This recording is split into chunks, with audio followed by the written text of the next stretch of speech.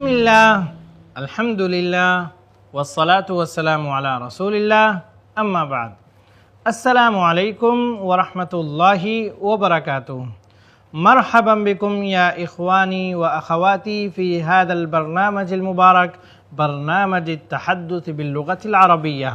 محترم ناظرین، میں آپ کا خیر مقدم کرتا ہوں عربک اسپیکنگ کورس کے اس ایپیسوڈ میں۔ امید ہے کہ آپ اسے آخر تک سنیں گے۔ ناظرین کرام، پچھلے ایپیسوڈ میں ہم ترکیب اضافی کو لے کر جملے بنانے کی مشق کر رہے تھے۔ ترکیب اضافی کے ذریعے سے ہم نے جملے کا پہلا حصہ بھی بنایا اور اسے جملے کا دوسرا حصہ بھی بنایا۔ آئیے میں کچھ مثالوں کے ذریعے سے آپ کو یہ بتانے کی کوشش کرتا ہوں کہ ترکیب اضافی کو جملے کا پہلا اور دوسرا دونوں طرح کا حصہ بنایا جا سکتا ہے۔ طاعۃ، اور جب ہم اسے رسول کی طرف مضاف کریں گے تو پھر تنوین ہٹ جائے گی۔ طاعۃ الرسول، طاعۃ اللہ، یعنی رسول کی اطاعت اللہ کی اطاعت ہے۔ طاعۃ الرسول طاعۃ اللہ، قرآن مجید میں ہے من یطع الرسول فقد اطاع اللہ، تو اسی کو اگر ہم دوسرے لفظوں میں کہنا چاہیں تو کہیں گے طاعۃ الرسول طاعۃ اللہ، حب الرسول حب اللہ۔ حب کے معنی ہوتے ہیں محبت۔ محبت بھی عربی کا لفظ ہے، ہم اسے بھی استعمال کر سکتے ہیں۔ ہم کہہ سکتے ہیں محبت الرسول محبت اللہ، محبت الصحابۃ محبت الرسول، یعنی صحابہ کی محبت رسول کی محبت ہے۔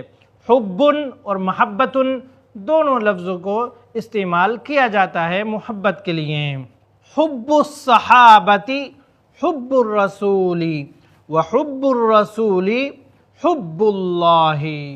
کچھ اور مثالوں سے میں آپ کو مزید سمجھاتا ہوں۔ کتاب اللہ حبل اللہ، قرآن مجید میں آیا ہے وَاعْتَصِمُوا بِحَبْلِ اللَّهِ، اللہ کی رسی کو مضبوطی سے پکڑ لو۔ اب ہمیں یہ سمجھانا ہے کہ اللہ کی رسی کیا ہے، تو ہم کہہ سکتے ہیں کتاب اللہ حبل اللہ، کتاب اللہ حبل اللہ۔ اسی طریقے سے ہم کہہ سکتے ہیں دین اللہ حبل اللہ، سنت النبی صلی اللہ علیہ وسلم حبل اللہ، دین الاسلام حبل اللہ۔ اسی طریقے سے ہم کہہ سکتے ہیں یوم القیامت یوم الحساب، قیامت کا دن حساب کا دن ہے، یوم القیامت یوم الحساب۔ اسی طریقے سے ہم کہہ سکتے ہیں یوم القیامت یوم الجزاء، جزا کے معنی ہوتے ہیں بدلہ، قیامت کا دن بدلے کا دن ہے۔ طریق الرسول طریق الجنت، یعنی رسول کا راستہ جنت کا راستہ ہے۔ اسی طریقے سے ہم کہہ سکتے ہیں کرۃن، کرۃن کے معنی ہوتے ہیں بال، گیند۔ کرۃ القدم، قدم کے معنی ہوتے ہیں فٹ۔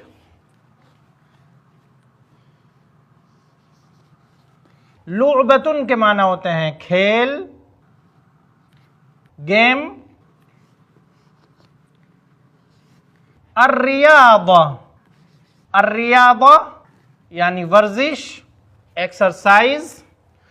تو ہمیں کہنا ہے کرۃ القدم لعبۃ الریاضۃ، کرۃ القدم لعبۃ الریاضۃ، یعنی فٹ بال ورزش کا کھیل ہے، کرۃ القدم لعبۃ الریاضۃ۔ لغت العرب، لغتن کے معنی ہوتے ہیں لینگویج، زبان، بھاشا۔ لغتن اب ہم اس کی اضافت عرب کی طرف کر رہے ہیں. لغت العربی لغت القرآنی، یعنی عرب کی زبان قرآن کی زبان ہے. لغت العربی لغت القرآنی. آئیے ایک مثال اور لیتے ہیں. مدینۃ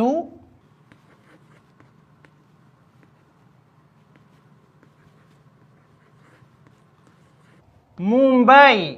مدینۃ ممبئی یعنی ممبئی شہر. جب ہم اس طریقے سے بولیں گے ممبئی شہر تو اس کو عربی میں ترکیب اضافی میں رکھ کر بولیں گے. جیسے بولتے ہیں کہ ممبئی شہر تو بولیں گے مدینۃ ممبئی. مدینۃ تجارہ.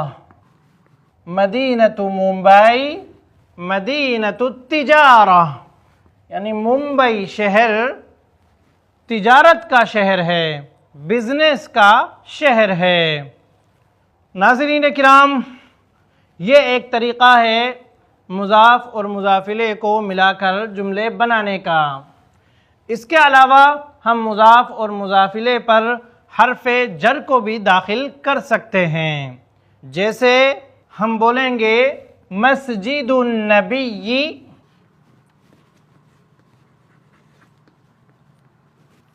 مسجد النبی فی مدینۃ النبی فی مدینۃ النبی. رسول اللہ صلی اللہ علیہ وسلم کی مسجد رسول اللہ صلی اللہ علیہ وسلم کے شہر میں ہے. نبی کی مسجد نبی کے شہر میں ہے. مسجد النبی فی مدینۃ النبی. آپ نے یہ دیکھا کہ مدینۃ النبی یہ مضاف مضاف الیہ والی ترکیب ہے جسے ترکیب اضافی کہا جاتا ہے. اس پر فی داخل ہوا جو کہ حرف جار ہے، تو فی براہ راست اپنے بعد والے لفظ کو مجرور کرے گا. مدینتی پر زیر کیوں آیا؟ کیونکہ اس پر فی داخل ہو رہا ہے. اور نبی پر زیر کیوں آیا؟ کیونکہ نبی مضاف الیہ بن رہا ہے. فی مدینۃ النبی.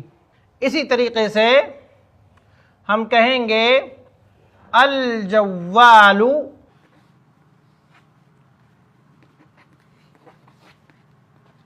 فی غرفۃ حامد. الجوال فی غرفۃ حامد. جوال یعنی موبائل حامد کے کمرے میں ہے. تو غرفہ پر زیر کیوں آیا؟ کیونکہ اس پر فی آ رہا ہے. فی اپنے بعد والے اسم کو مجرور کرتا ہے اور زیر جر کی علامت ہے. حامدن حامدن پر جر کیوں آیا یا یہ مجرور کیوں ہے؟ کیونکہ یہ مضاف الیہ بن رہا ہے غرفہ کا. تو مضاف الیہ بھی مجرور ہوتا ہے اور جس پر حرف جر آتا ہے وہ بھی مجرور ہوتا ہے. الجوال فی غرفۃ حامد. اسی طریقے سے ہم کہہ سکتے ہیں الجوال فی جیب القمیص. جیب کے معنی پاکٹ اور قمیص یعنی شرٹ. الجوال فی جیب القمیص. موبائل شرٹ کی جیب میں ہے. اسی طریقے سے ہم مزید کہہ سکتے ہیں الطالب فی مکتب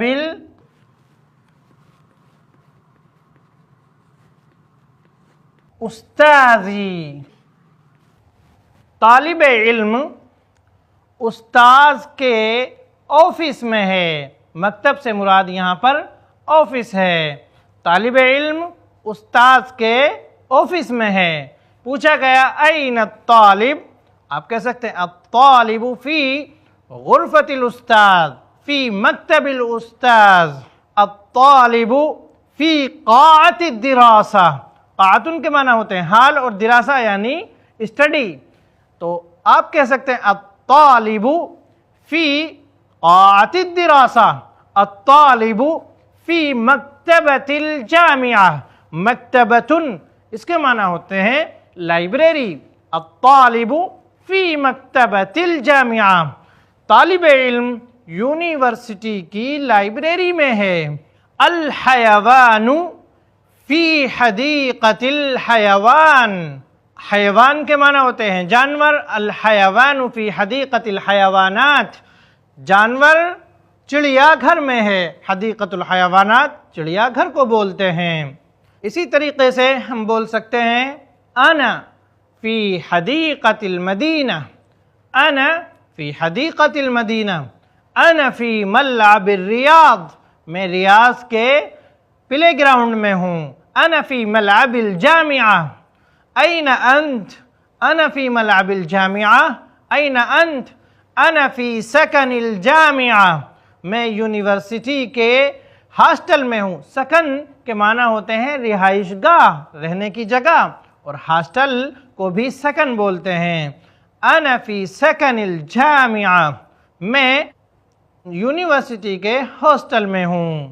ناظرین کرام، آئیے اس ترکیب اضافی کی مشق کے بعد ہم سوال و جواب کے ذریعے سے ترکیب اضافی کی مشق کرتے ہیں۔ سوال ہے کتاب من ھذا، کتاب من ھذا۔ اگر ہمیں یہ پوچھنا ہے کہ یہ کس کی کتاب ہے، یہ کس کی کتاب ہے، تو کہیں گے کتاب من۔ من سوال کے لیے آتا ہے، اس کے معنی ہم نے بتائے تھے کون، اور اگر اسے مضاف مضاف الیہ کی طرح ہم استعمال کریں گے تو اس کے معنی ہوں گے کس کی۔ کتاب من، کتاب یہاں پر مضاف بن رہا ہے اور من مضاف الیہ بن رہا ہے۔ کتاب من، کس کی کتاب، ھذا، یہ، کتاب من ھذا، یہ کس کی کتاب ہے۔ چونکہ کتاب من میں سوال چھپا ہوا ہے، اس لیے ہم نے اسے پہلے رکھ دیا اور ھذا کو بعد میں استعمال کیا۔ حالانکہ جب ھذا والے جملے ہم نے بنائے تھے تو اس میں ھذا کو ہم نے پہلے رکھا تھا، لیکن یہاں پر سوال ہونے کی وجہ سے ہم نے ھذا کو بعد میں رکھ دیا، اور جس لفظ میں سوال چھپا ہوا ہے اس کو ہم نے شروع میں رکھ دیا۔ کتاب من ھذا، یہ کس کی کتاب ہے، تو جواب ہوگا ھذا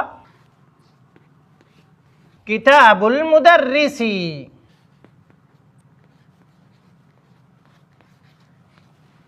یہ مدرس کی کتاب ہے۔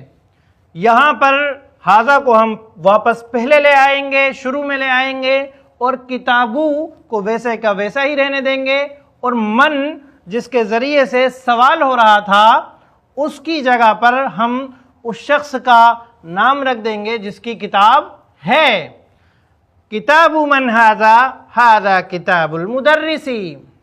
جوال من ھذا، ھذا جوال المدیری، یعنی یہ کس کا موبائل ہے، آپ کہیں گے یہ مینیجر کا موبائل ہے۔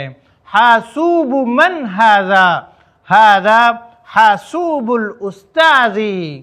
مکتب من ھذا، یہ کس کا آفس ہے، آپ کہیں گے ھذا مکتب فلان، کسی کا نام بھی وہاں پر رکھ سکتے ہیں، کسی کا عہدہ بھی ذکر کر سکتے ہیں۔ ھذا مکتب سلیمان، یہ سلیمان کا مکتب ہے یعنی آفس ہے۔ ھذا مکتب العمید، ھذا مکتب العمید، یعنی یہ پرنسپل کا آفس ہے۔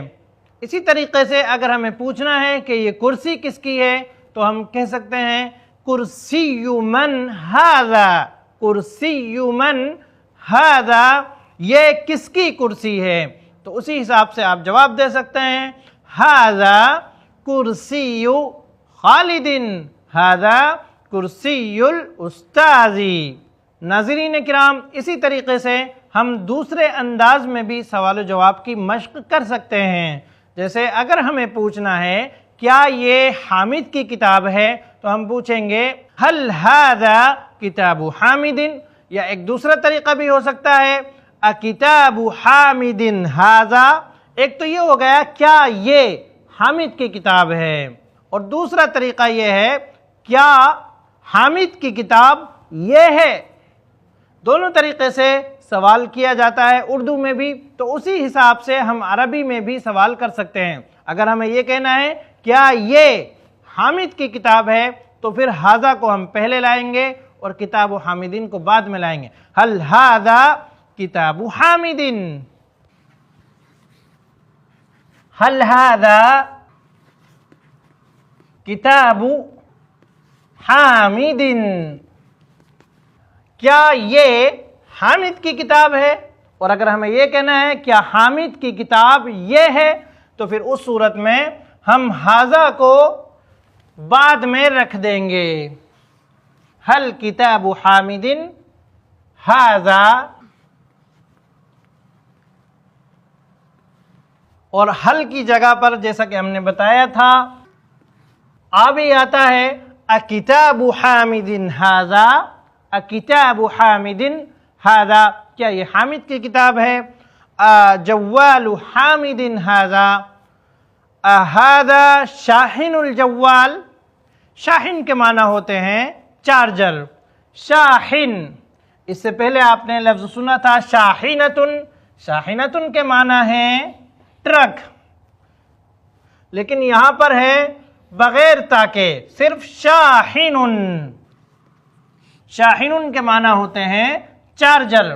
اب اگر ہمیں کہنا ہے ھذا شاحن الجوال تو آپ کہہ سکتے ہیں نعم ھذا شاحن الجوال، لا ھذا شاحن الحاسوب، لا ھذا شاحن البطاریہ، بطاریہ بیٹری کو کہتے ہیں عربی زبان میں، آپ کہہ سکتے ہیں ھذا شاحن البطاریہ۔